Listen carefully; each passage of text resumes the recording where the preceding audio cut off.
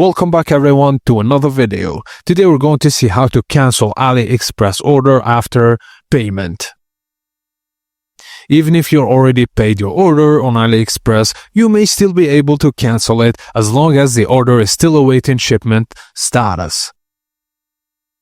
Open your order list and navigate to it of orders in your AliExpress account. Find the order you wish to cancel and click Cancel Order. Now you'll be redirected to the refund page. From the refund information drop-down box, select the reason for canceling.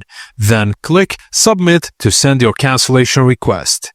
After payment, seller approval is required for cancellation. It's best to contact the seller directly to explain your reason. This can help speed up the approval and ensure your refund is processed smoothly.